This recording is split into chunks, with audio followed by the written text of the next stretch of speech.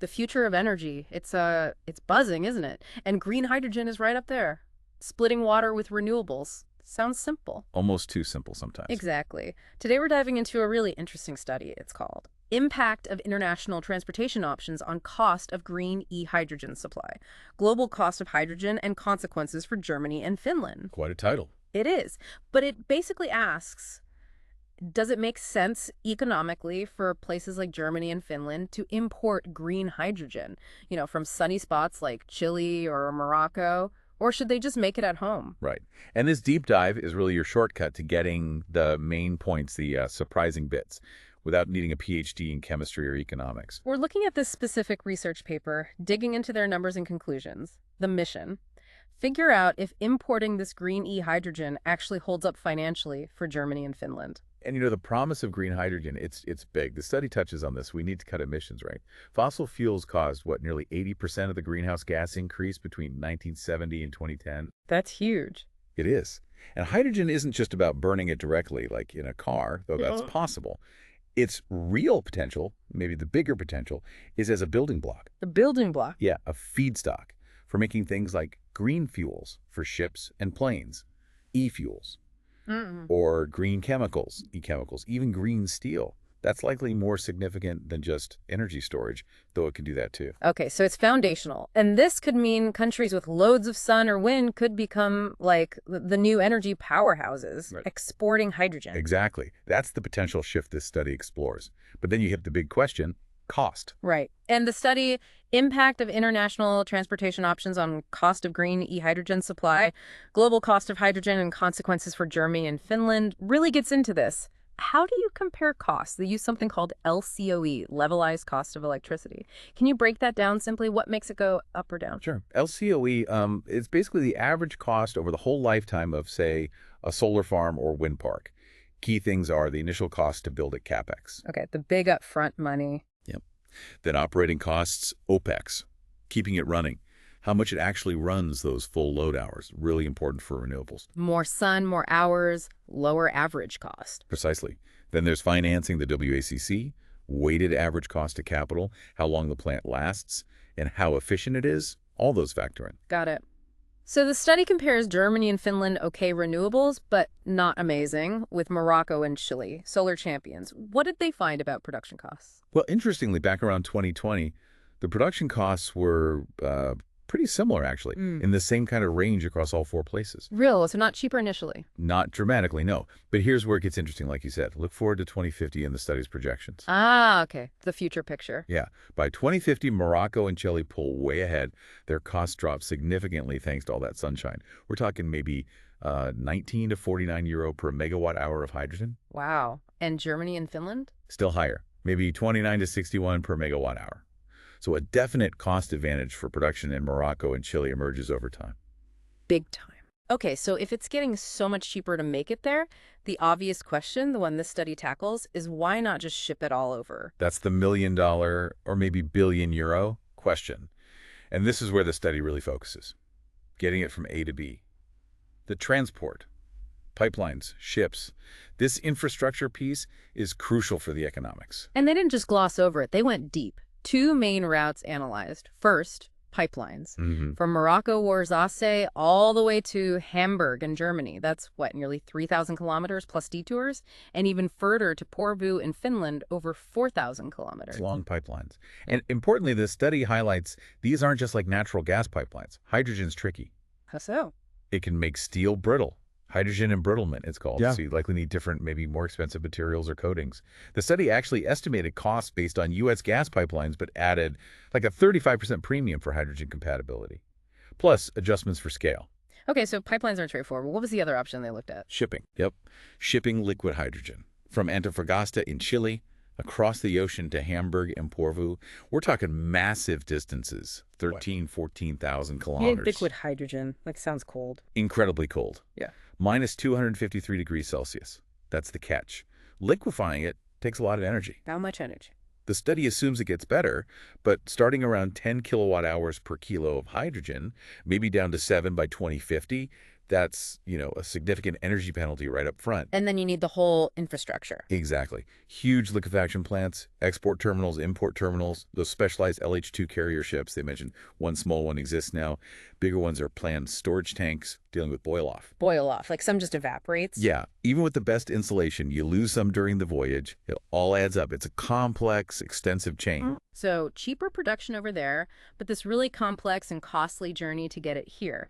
What did impact of international transportation options on cost of green e-hydrogen supply, global cost of hydrogen and consequences for Germany and Finland ultimately conclude? The bottom line. The bottom line was, maybe surprisingly, that despite those lower production costs, especially projected for the future, the transport costs just kill the advantage, at least for the period they studied, into the 2020s.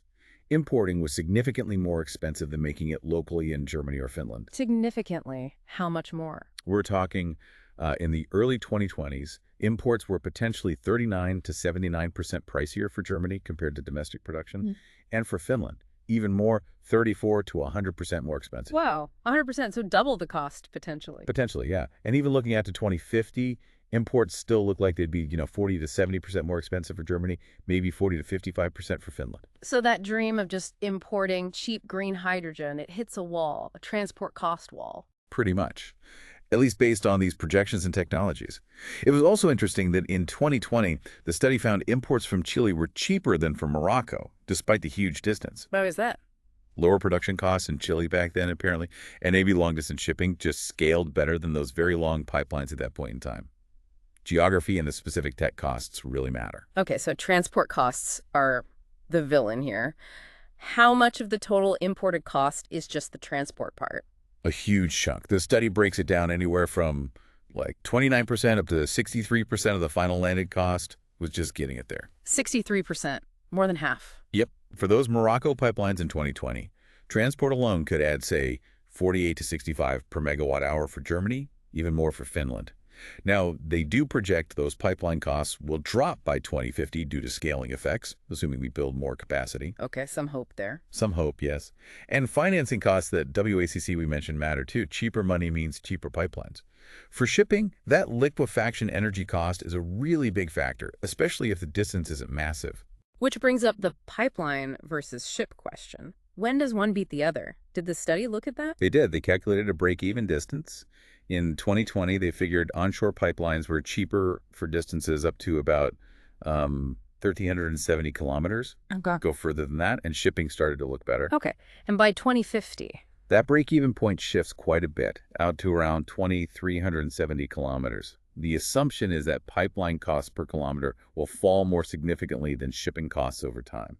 So if we pull all these threads together from impact of international transportation options on cost of green e-hydrogen supply, global cost of hydrogen and consequences for Germany and Finland, the main message seems pretty clear. I'd say so. Across the board, all scenarios, all years they looked at, local production of green hydrogen in Germany and Finland came out as the more economical option. Full stop. And there are other benefits to making it at home too, right? Definitely. The study mentions these co-benefits. Less reliance on imports, better energy security, jobs. The usual arguments for local production. It hints at this bigger geopolitical picture too, maybe a shift towards more localized renewables. Did they stress test these findings? Like, what if transport suddenly got way cheaper? They did a sensitivity analysis. They looked at transport infrastructure costs being 20% higher or lower. Yeah. Did it change the conclusion? Nope. Even with a 20% cost reduction, imports were still more expensive. They estimated you'd need a huge drop in transport costs, over 50% for Finland, even more for Germany, before imports would even start to look competitive. So it's a pretty robust finding, at least within their model. It seems so.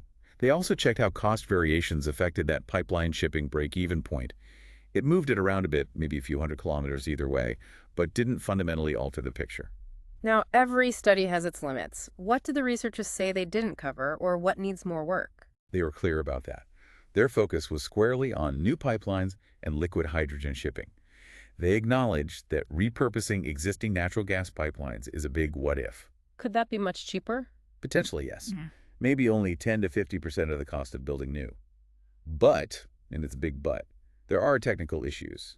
Material compatibility, as we discussed. Maybe the routes aren't ideal. Capacity questions. That means more research. Okay. What else?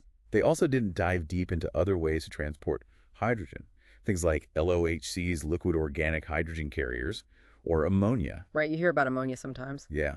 LOHCs have benefits like easier storage, but they don't carry as much hydrogen, and converting it back and forth takes energy. Ammonia's mature tech, holds more hydrogen by volume, but it's toxic, and again, you need energy to convert it back, cracking it. So different pros and cons. It's exactly. The study mentioned some early estimates suggesting LOHCs might be pricier overall. Ammonia may be slightly cheaper for very long routes, but those conversion costs are key. They basically flagged this as needing a proper comparative study in the future.